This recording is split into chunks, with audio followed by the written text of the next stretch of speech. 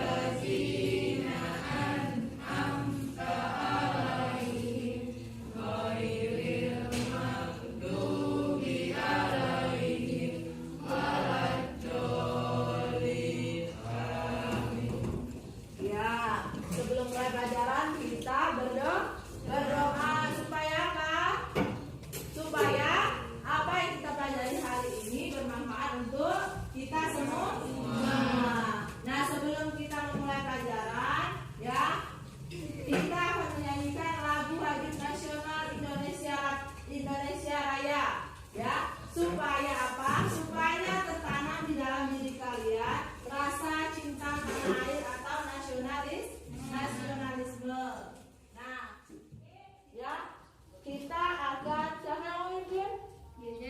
Ya, Jezi akan dipimpin oleh teman kalian Jezi. Silakan Jezi maju ke depan.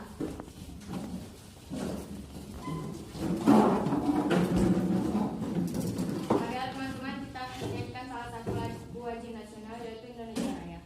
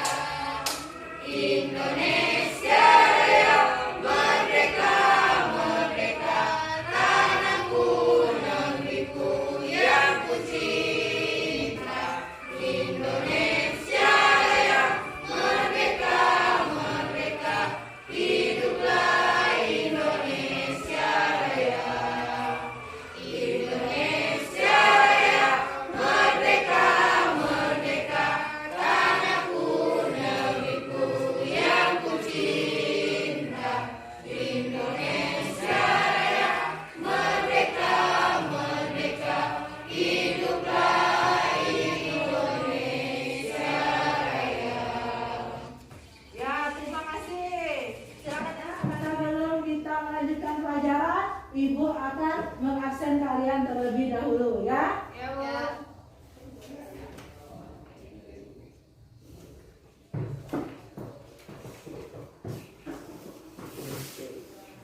Gina Hadir.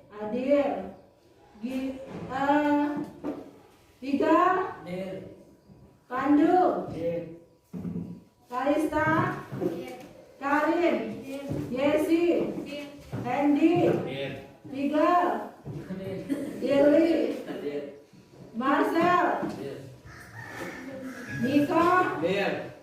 Hardian, Hadir. Zikri, Hadir. Jezi Fitra Tunisa, Hadir. Jezi, Hadir. Maura, Hadir, Bu. Salsabila, Hadir, Bu. Salsa Ramadia, Hadir. hadir. Ada yang tidak hadir? Tidak. Hadir semua ya? Ya. Tapi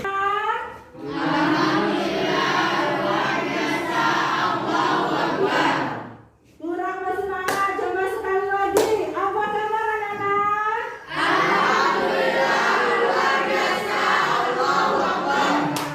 Masih semangat ya? Ya, masih semangat walaupun dalam keadaan pandemi atau COVID-19. Ya, tetap jaga kesehatan kita. Ya. Nah, sebelum kita memulai pelajaran kita hari ini, Ibu akan sedikit flashback atau kembali yang mengulang materi kita pada minggu lalu ya. Materi kita minggu lalu. Ada yang masih ingat materi kita minggu lalu itu tentang apa? Ada yang ingat? Siapa yang ingat? Ya coba Kalista Najwa. Tentang materi minggu lalu tentang pokok pikiran Undang-Undang Dasar Negara Republik Indonesia 1945. Iya, tentang pokok pikiran pembukaan Undang-Undang Dasar tahun 1945. Selain itu ada yang masih ingat materi minggu lalu? Iya, Jesse. Coba silakan Jesse. Tentang pokok pikiran pembukaan Undang-Undang Dasar tahun 1945 ada 4 pokok pikiran: 1. Persatuan, 2. Keadilan sosial, 3. Kedaulatan rakyat, 4. Ketuhanan. Iya, bagus sekali ya. Beri tepuk tangan untuk Jesse dan Kalista Najwa. Ada lagi selain dua itu? Ada ya, Gina. Silakan Gina. Tentang arti penting pokok pikiran Undang-Undang Dasar Negara Republik Indonesia tahun 1945. Iya, tentang arti penting pokok pikiran pembukaan Undang-Undang Dasar tahun 1945. Nah, alhamdulillah kalian masih mengingat materi kita minggu lalu dan semoga yang lain juga masih mengingat. Nah, kita beri tepuk tangan dulu untuk teman kalian Gina, Jezi dan Kalista Najwa. Makasih ya. Nah, sebelum Ibu melanjutkan materi kita pada pagi hari ini ya, nah Ibu akan menyampaikan ya materi yang akan kita bahas dan tujuan pembelajaran kita pada hari ini. Nah, kita akan melanjutkan materi kita yaitu bab ketiga tentang kedaulatan negara Kesatuan Republik Indonesia ya. Nah, di sini kita akan membahas nanti subbab yang pertama yaitu tentang ya hakikat dan teori kedaulatan negara. Nah, itu adalah ya materi kita pada hari ini. Nah, sebelum itu Ibu akan menyampaikan tujuan pembelajaran kita pada hari ini. Yang pertama ya, peserta didik diharapkan mampu: 1. Menjelaskan hakikat kedaulatan. 2. Mendeskripsikan sifat dan bentuk kedaulatan. Yang ketiga, menganalisis teori-teori kedaulatan negara. Nah, ini adalah tujuan pembelajaran kita pada hari ini.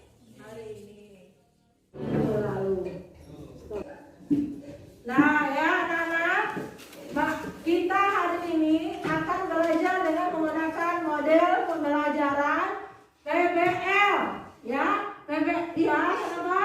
Apa model pembelajaran PBL? Iya, teman kalian menanyakan apa itu PBL. Ya, coba kalian lihat di sini. PBL adalah pendekatan model pembelajaran menggunakan masalah dunia nyata sebagai suatu konteks untuk belajar dengan cara berpikir kritis. Nah, langkah-langkah dari PBL ini yang pertama adalah orientasi peserta didik pada masalah. Yang kedua, organisasi peserta didik. Yang ketiga, membimbing penyelidikan individu atau kelompok.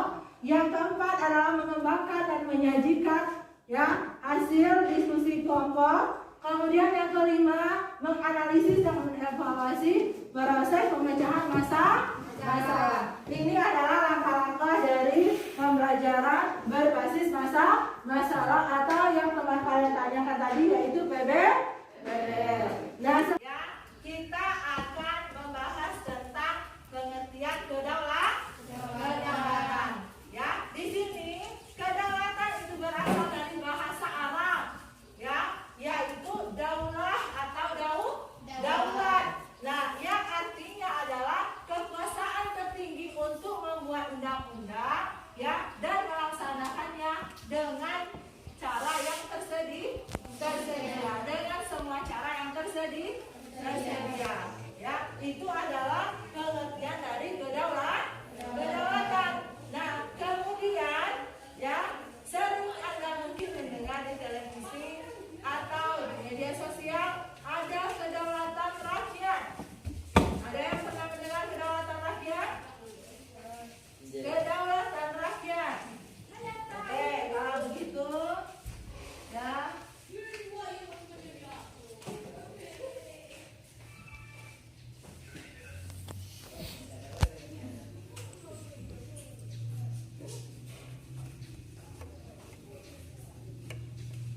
Nah, ini. Nah, bisa kalian lihat gambar di depan? Nah, ini adalah contoh. Nah, ya, bentuk dari kedaulatan rakyat. Gambar apa ini? Gambar apa? Ya, pemilihan umum. Jadi, kedaulatan rakyat salah satu bentuknya adalah pemilihan umum.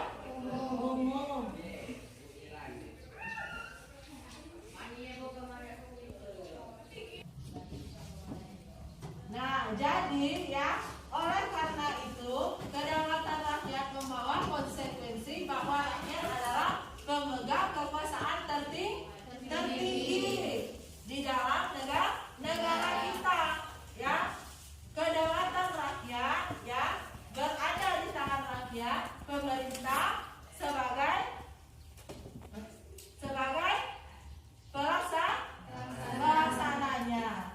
Nah, itu kedaulatan rakyat. Kemudian kedaulatan rakyat ini sangat erat hubungannya dengan demokrasi. Karena apa? Demokrasi adalah, masih ingat demokrasi apa? Nah, pernah belajar demokrasi? Nah, kita belajar demokrasi di kelas berapa? Di kelas 7. Apa demokrasi? Masih ingat? Demokrasi adalah pemerintahan dari rakyat, oleh rakyat, dan untuk rakyat. Sekarang kalian tonton video ini terlebih dahulu, ya. Nah, tonton video ini terlebih dahulu.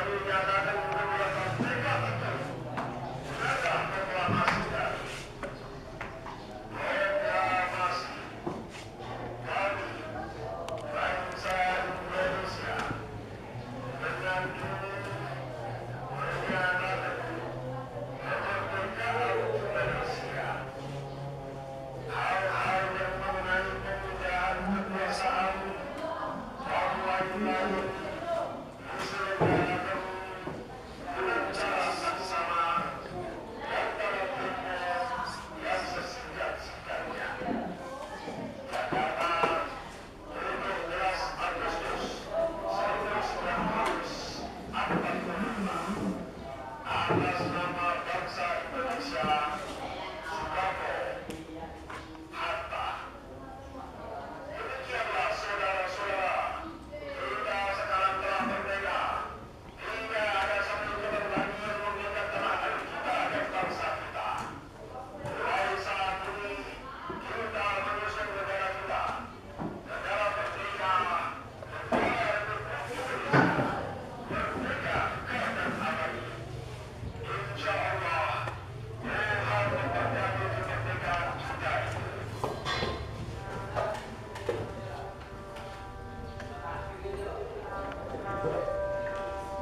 Kalian sudah menyaksikan video ini tentang pidato Soekarno ya pada proklamasi kemerdekaan Republik Indonesia.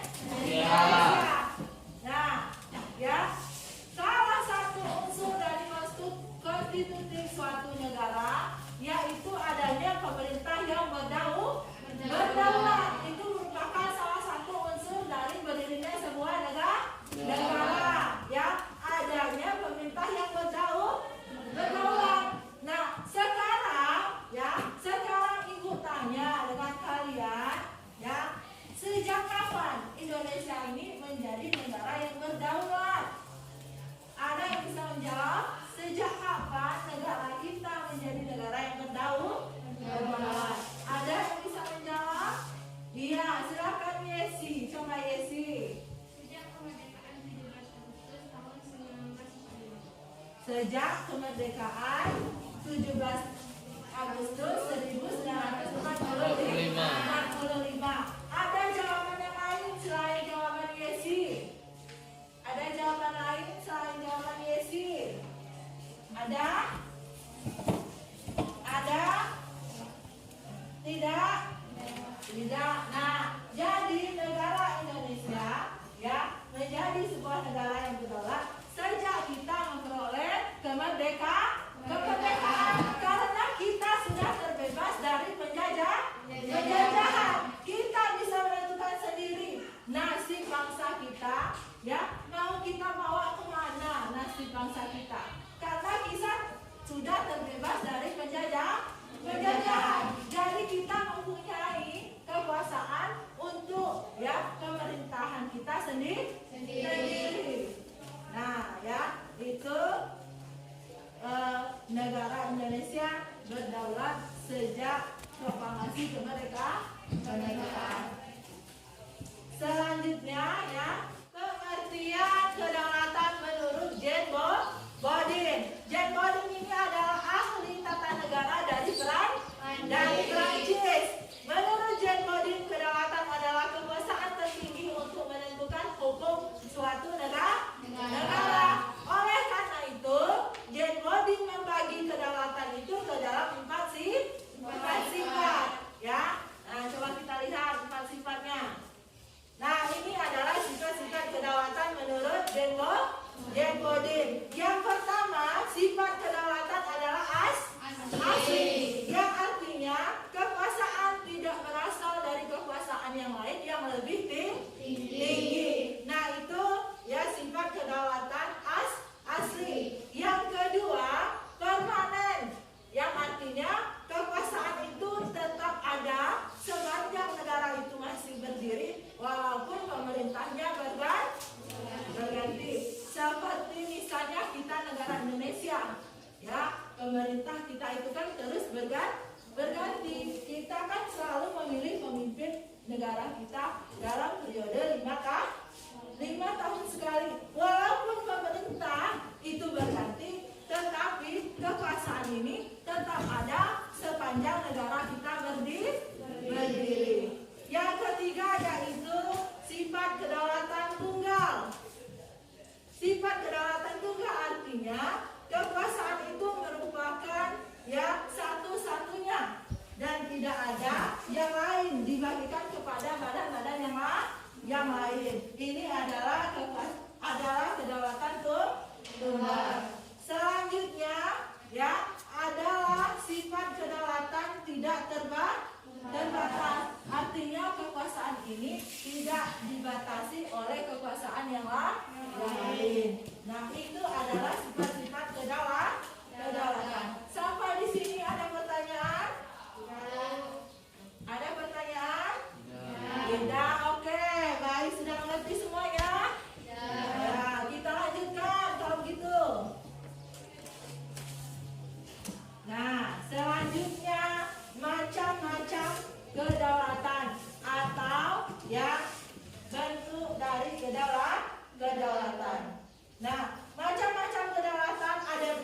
Yang pertama, kedaulatan ke dalam. Kedaulatan ke dalam adalah kekuasaan untuk mengatur kepentingan negara, ya, tanpa campur tangan dari negara lain. Nah, berhubungan dengan pidato Soekarno tadi, video yang kita tonton tadi, ya, bahwa kita terlepas dari penjajahan, ya, terlepas dari penjajahan Belanda dan Jepang, kita bisa, ya, mengatur kekuasaan negara kita tanpa campur tangan dari orang lain. Kemudian ada kedaulatan keluar. Kedaulatan keluar adalah kekuasaan untuk menjalin kerjasama, ya, dengan negara lain tanpa kekuasaan lainnya, ya. Itu pengertian dari kedaulatan keluar. Nah, sekarang, ya, ini adalah, ya, contoh dari kedaulatan ke dalam dan kedaulatan keluar. Contoh dari kedaulatan ke dalam yaitu membuat kebijakan atau undang-undang. Yang kedua, contoh dari kedaulatan keluar yaitu melakukan hubungan kerjasama dengan negara lain. Oke, untuk lebih memperdalam pengetahuan kalian, kita saksikan dulu video ini terlebih dahulu, ya.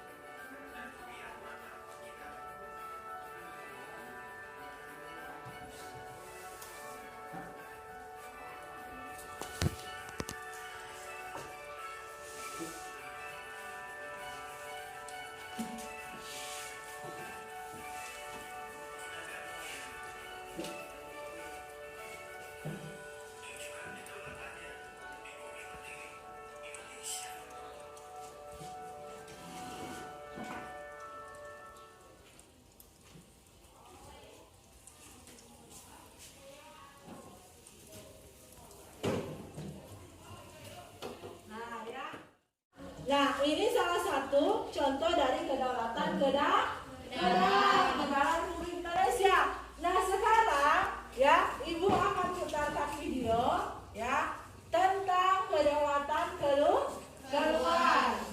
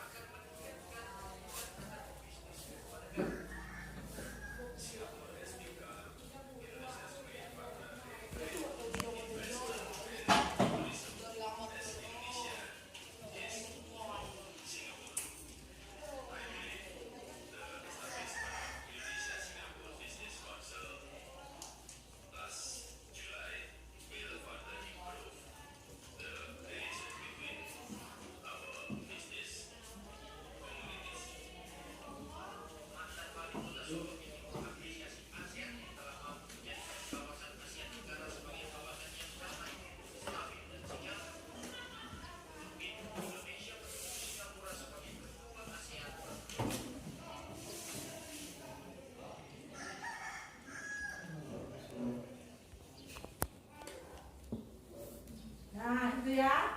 Itu adalah contoh video dari kedaulatan keluar. Kita sudah menyaksikan bersama-sama contoh dari kedaulatan ke dalam dan kedaulatan keluar. Nah, sekarang kita akan melanjutkan ke teori-teori kedaulatan. Teori kedaulatan negara ada lima macam. Yang pertama, teori kedaulatan Tuhan. Yang kedua, teori kedaulatan raja. Yang ketiga, teori kedaulatan negara. Yang keempat, teori kedaulatan hukum. Yang kelima adalah teori kedaulatan raja. Nah, itu adalah macam-macam teori-teori kedaulatan di dalam suatu negara. Nah, sekarang ya, Ibu akan membagikan kelompok kalian untuk menganalisis tentang teori-teori kedaulatan ini. Ada teori kedaulatan Tuhan, ya, raja, teori kedaulatan negara, teori kedaulatan hukum, dan teori kedaulatan raja. Ibu akan membagikan kelompok kalian menjadi 5 kelompok. Kelompok ya, yang pertama namanya kelompok teori kedaulatan Tuhan. Nah, kelompok ini nanti akan menganalisis tentang teori kedaulatan Tuhan. Kemudian kelompok selanjutnya yaitu tentang teori kedaulatan raja. Nah, kalian menganalisis tentang teori kedaulatan raja. Selanjutnya yang ketiga ya, teori kedaulatan negara. Dibahas oleh kelompok teori kedaulatan negara. Yang keempat ya, kelompok 4 membahas tentang teori kedaulatan hukum. Dan yang terakhir ya, membahas tentang teori kedaulatan raja. Nah, sekarang silakan kalian duduk berkelompok sesuai dengan yang sudah Ibu bagikan kemarin, ya, kelompok kemarin. Nah ya, nanti ya kelompok kalian akan menganalisis dari berbagai macam teori-teori kedaulatan. Nah, sekarang silakan kalian duduk berkelompok dulu. Ayo duduk berkelompok. Masuk ke kelompoknya masing-masing ya. Kalian sudah duduk di kelompoknya masing-masing ya. Tolong perhatikan ke depan terlebih dahulu. Tolong perhatikan ke depan semuanya. Tolong perhatikan Ibu ke depan.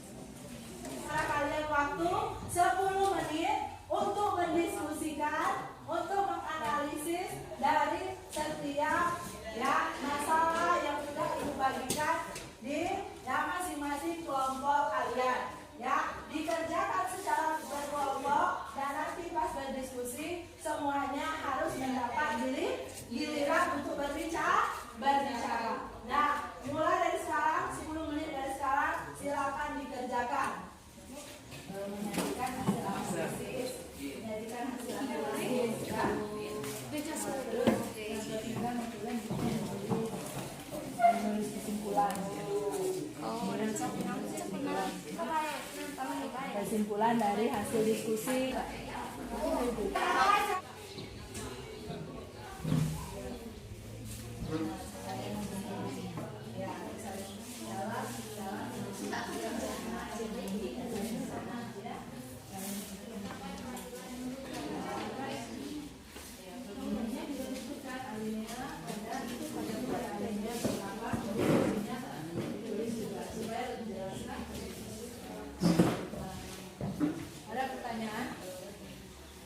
Ada pertanyaan Jesse?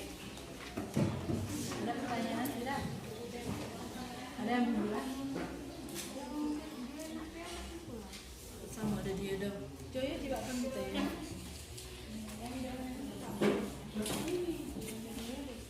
Ini yang ini baca soal ini yang ini yang ini.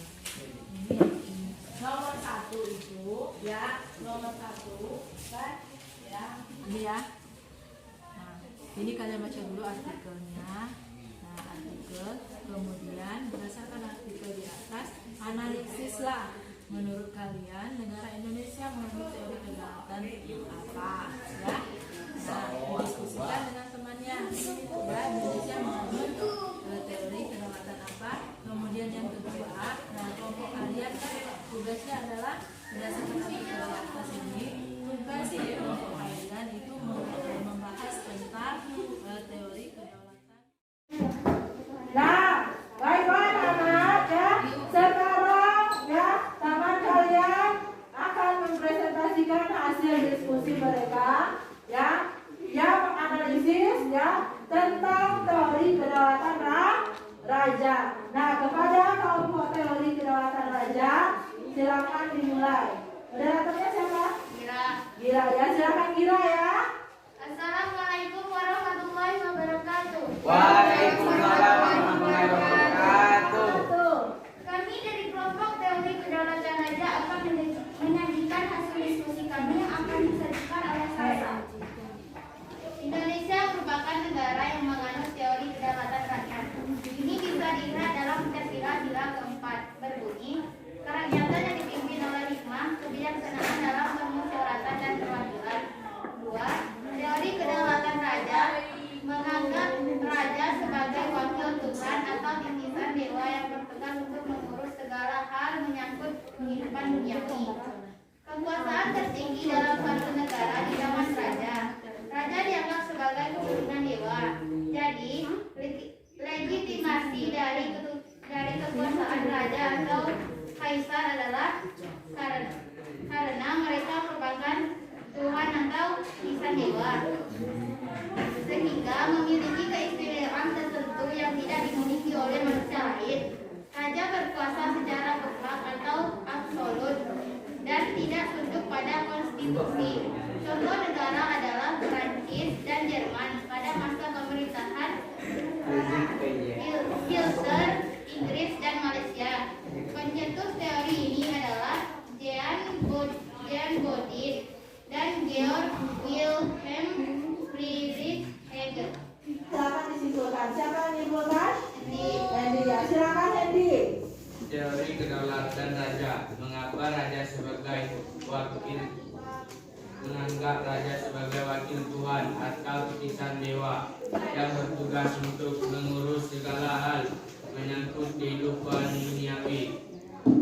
Contoh, negara penganut adalah Prancis dan Jerman pada masa pemerintahan Hitler, Inggris dan Malaysia.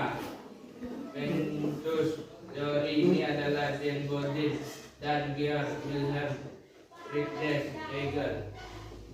Ya. Nah, sudah selesai? Sudah. Kalau sudah, moderator silakan ditutup.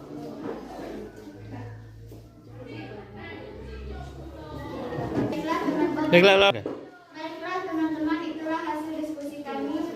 Kami akhiri. Wassalamualaikum warahmatullahi wabarakatuh. Iya, tepuk tangan dulu untuk kelompok teori kedaulatan raja.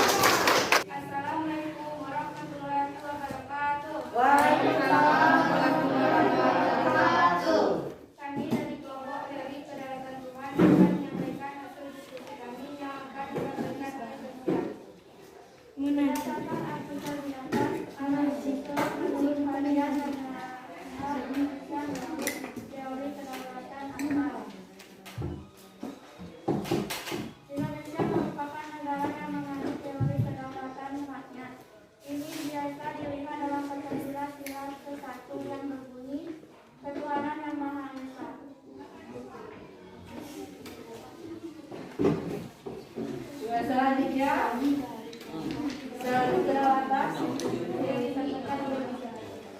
Disampaikan oleh siapa? Oleh Fidel. Ya, silakan Fidel. Kedaulatan sebagai pembukaan legitimasi suatu kekuasaan tersebut dapat berasal dari berbagai sumber.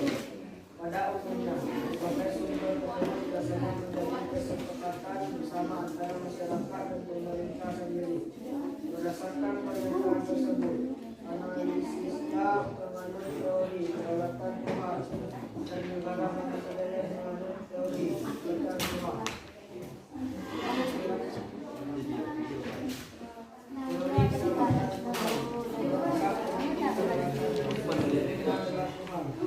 Doktrin kedaulatan Tuhan berkaitan dengan alam dan teologis menganggap Tuhan sebagai penyebab utama. Teori ini lahir dari negara harus dapat menjadi wilayah mendaki Tuhan. Negara yang menganut paham ini disebut negara teokrasi. Dapatkan informasi, inspirasi dan prinsip tentang negara yang menganut paham ini tidak meninggalkan urusan negara dari Tuhan dan sebaliknya. Seorang raja atau penguasa dianggap sebagai wakil Tuhan di dunia.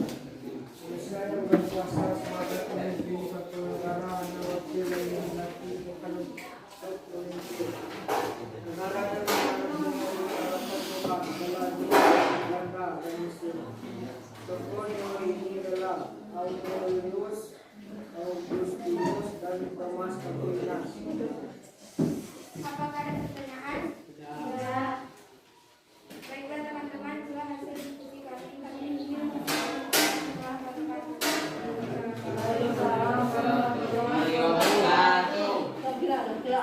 apakah ada pertanyaan yang akan menyimpulkan?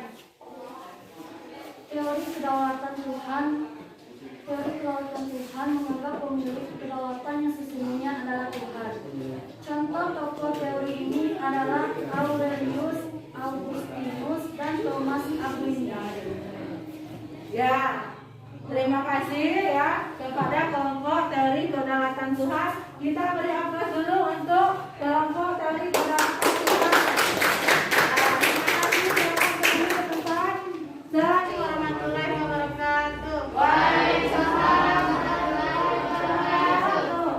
Kami dari kelompok teori kedaulatan rakyat akan menyajikan hasil dari diskusi kami yang akan disajikan kepada masyarakat. Negara Indonesia menganut teori kedaulatan rakyat. Indonesia menganut kedaulatan rakyat yang bersatu dalam Pancasila yang berbunyi rakyat yang dipimpin oleh hikmat dan dalam masyarakat kewakilan.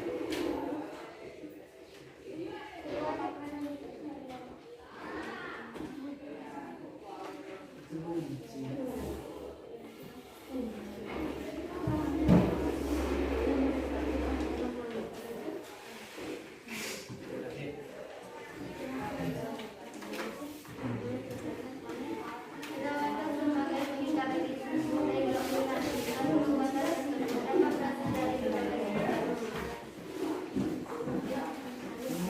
Teori kedaulatan rakyat, menurut teori ini kekuasaan tertinggi ada di tangan rakyat. Maka dari unsur legitimasi kekuasaan pemerintah adalah berasal dari rakyat. Teori kekuasaan kedaulatan rakyat menganggap kehendak rakyat adalah sesungguhnya sebagai kuasa bagi pemerintah.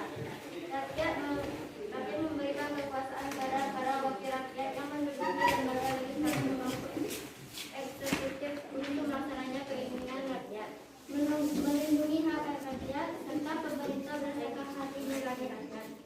Rakyat berhak mengganti pemerintah yang dipilih dan diperintah bila pemerintah tersebut tidak melaksanakan kehendak rakyat. Praktik teori kedaulatan rakyat banyak dianut dan dijalankan oleh negara-negara demokrasi modern, termasuk Indonesia, Amerika Serikat, dan Prancis. Tokoh teori kedaulatan rakyat adalah Thomas Hobbes, John Jackson, Rousseau, dan John Locke. Ada yang ingin ditanyakan? Tidak. Tidak ada pertanyaan? Tidak. Kalau tidak ada, silakan disimpulkan dari hasil diskusi kalian. Ya. Pemerintah adalah berasal dari rakyat, tapi teori kedaulatan rakyat banyak dianut dan dijalankan oleh negara-negara dan demokrasi modern, termasuk Indonesia, Amerika Serikat, dan Prancis. Tokoh teori kedaulatan rakyat adalah Thomas Hobbes, Jean Jacques Rousseau, dan John Locke. Ya, nah ya itulah hasil dari diskusi kelompok teori kedaulatan rakyat. Sekarang beri aplaus dulu untuk kelompok teori kedaulatan rakyat. Nah, terima kasih. Silakan kembali. Selanjutnya kelompok teori kedaulatan hukum. Silakan lagi ke depan ya. Silakan lagi ke depan. Assalamualaikum warahmatullahi wabarakatuh. Waalaikumsalam warahmatullahi wabarakatuh. Kami dari kelompok teori kedaulatan hukum, kami akan menyampaikan hasil diskusi kami yang akan disampaikan oleh Nusa. Indonesia menganut teori kedaulatan hukum memiliki kekuasaan tertinggi dalam satu negara adalah hukum itu sendiri, baik raja, penguasa maupun rakyat, bahkan negara itu tunduk pada hukum. Teori kedaulatan hukum adalah kedaulatan yang berasal dari hukum yang berlaku di suatu negara. Hukum yaitu pernyataan yang timbul dari kesadaran manusia, dan hukum merupakan sumber kedaulatan. Hukum merupakan kekuasaan yang derajatnya lebih tinggi, maka pemerintah, pengadilan, dan rakyat tentunya harus tunduk pada hukum. Hukum di atas segalanya. Hukum dipandang bersumber dari segala sumber kekuasaan dalam negara. Negara hanya sebagai organisasi sosial yang tunduk pada hukum. Kekuasaan yang harus dipikirkan dan berlandasan hukum, selanjutnya kekuasaan yang dimiliki oleh pemerintah itu dapat atau diatur tanpa diatur oleh hukum yang berlaku di negara itu. Maksudnya kekuasaan yang dimiliki oleh pemerintah itu dapat diatur oleh hukum yang berlaku di negara itu. Tokoh teori kedaulatan hukum adalah Hugo Frank, Immanuel Kant, dan Robert Ranieri. Apakah ada pertanyaan? Tidak. Nah, kalau tidak ada pertanyaan ya kepada kelompok teori kedaulatan hukum, yang selanjutnya silakan kelompok kalian menyimpulkan dari hasil diskusi. Teori kedaulatan hukum adalah kedaulatan yang berasal dari hukum yang berlaku di suatu negara. Tokoh teori kedaulatan hukum adalah Hugo Strabo, Immanuel Kant, dan Robert Ranieri. Negara yang mengatur teorinya adalah Eropa, Asia, dan Swiss. Sudah selesai? Nah, kalau sudah silakan tutup dulu moderator. Assalamualaikum warahmatullahi wabarakatuh. Waalaikumsalam. Beri aplaus untuk kelompok teori kedaulatan hukum. Assalamualaikum warahmatullahi wabarakatuh. Waalaikumsalam warahmatullahi wabarakatuh. Kami dari kelompok teori kedaulatan negara akan menyajikan hasil diskusi kami yang disampaikan oleh Desi. Berdasarkan pernyataan tersebut, analisis Langsung baik teori Indonesia menganut teori kedaulatan Tuhan. Langsung ke belakang baik. Baik, kalau di mana tahu yang sudah. Indonesia merupakan negara yang menganut teori kedaulatan rakyat. Ini bisa dilihat dalam Pancasila ke-4 yang berbunyi, kerakyatan yang dipimpin oleh hikmat, kebijaksanaan dalam pemusyawaratan perwakilan. Dalam pembukaan Undang-Undang Dasar tahun 1945, analisis juga tercantum dengan bunyi, kemudian pada itu untuk suatu pemerintah negara Indonesia yang melindungi segenap bangsa Indonesia dan seluruh tumpah darah Indonesia. Assalamualaikum warahmatullahi wabarakatuh.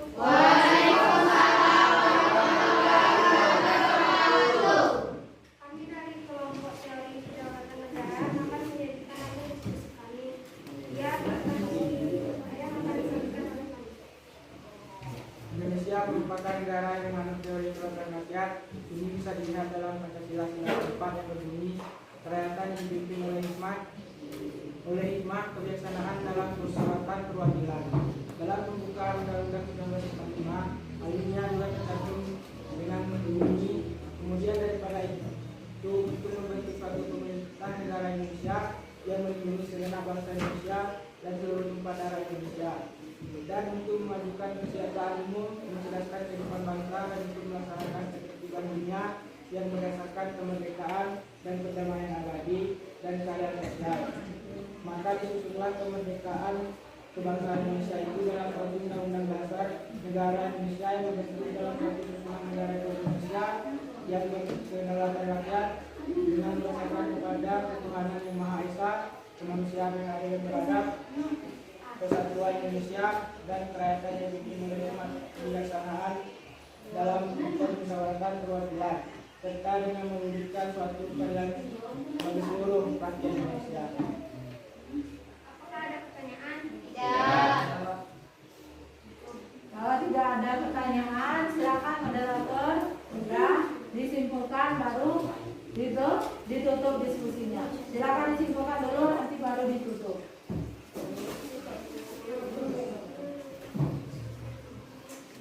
Teori kedaulatan negara dalam wilayah suatu negara, selanjutnya negara itu yang berdaulat penuh. Tidak ada seorang yang berhak menentang kehendak negara, sehingga kekuasaan negara tidak ada yang membatasi. Negara mempunyai kekuasaan yang tidak terbatas. Artinya, negara berhak mengatur semua warga negara yang harus taat patuh terhadap kehendak dan kehendak negara. Negara mempunyai kekuasaan tertinggi yang berasal dari negara itu sendiri.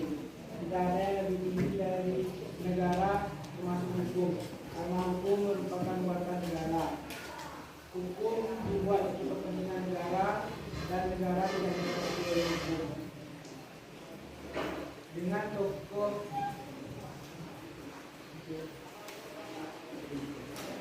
George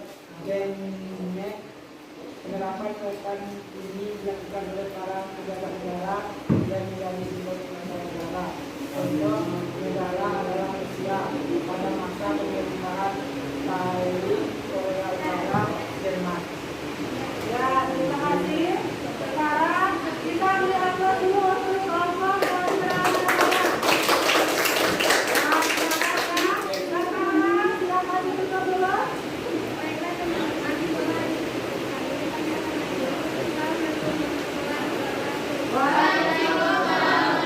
Itulah penampilan dari kelompok-kelompok tadi, dari kelompok kedaulatan Tuhan, kedaulatan Raja, sampai dengan kelompok yang terakhir, kelompok kedaulatan rakyat, ya. Nah, semoga ya dari diskusi kalian ini ya bisa memberikan penambahan ilmu pengetahuan kalian masing-masing ya. Nah, sekarang kuis dulu. Kalian mau kuis tidak? Kalau bisa menjawab kuis, akan Ibu beri nilai tambahan 10 poin. Siapa yang bisa menjawab kuis, akan Ibu berikan tambahan nilai 10 poin. Siapa yang mau menjawab soal yang pertama? Sebutkan dua bentuk kedaulatan. Siapa yang mau menjawab? Oke, kita coba Marcel ya. Kedaulatan contohnya membuat kebijakan atau undang-undang, melakukan keluar, melakukan kerjasama dengan negara lain. Iya, beri apa? Sebutkan macam-macam teori kedaulatan. Siapa yang bisa? Oke, kita coba Gira menjawab. Teori kedaulatan Tuhan, teori kedaulatan raja, teori kedaulatan negara, teori kedaulatan hukum, dan teori kedaulatan rakyat. Iya, beri apa? Ya. Nah, sekarang ya kita akan ya menyimpulkan hasil dari pembelajaran kita pada hari ini. Sebelum Ibu menyimpulkan, ada yang bisa menyimpulkan? Ada yang bisa menyimpulkan ya hasil dari pembelajaran kita pada hari ini?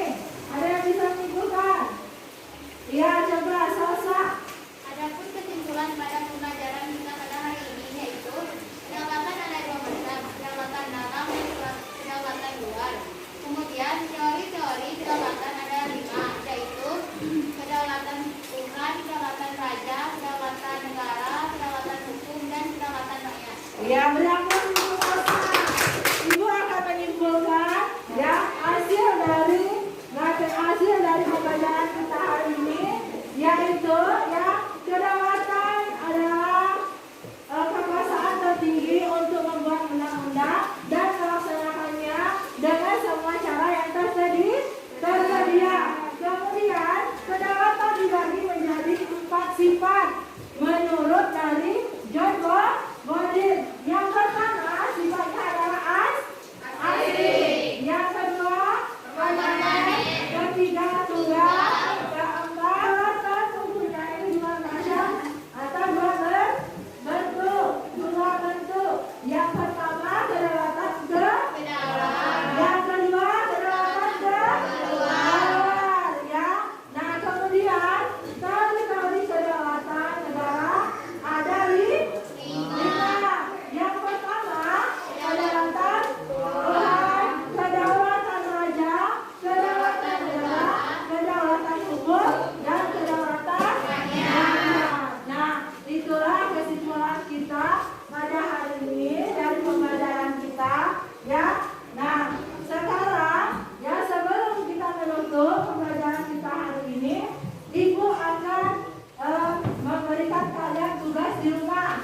Ya, akan memberikan tugas di rumah. Nanti akan Ibu kirim melalui WA group kita. Ya, tolong kalian semua aktifkan WA group.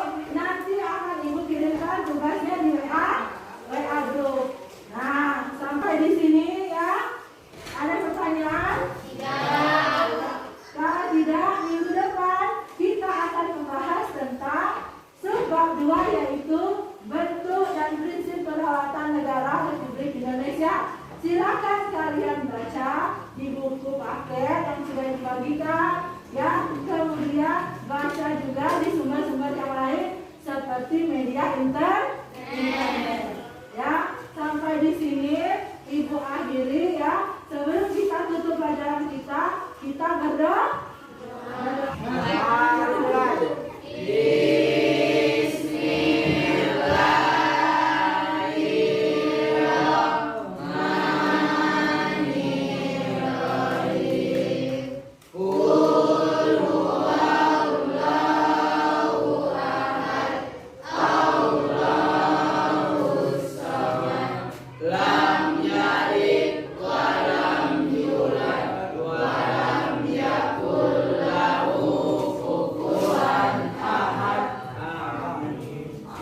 Ya anak-anak, terima kasih ya kalian semua sudah mengikuti pembelajaran pada hari ini dengan baik. Sampai ketemu minggu depan. Tetap jaga kesehatan, patuhi protokol kesehatan, pakai masker, jaga jarak, dan jangan lupa cuci tangan. Nah semoga kita selalu diberi kesehatan. Sampai jumpa minggu depan.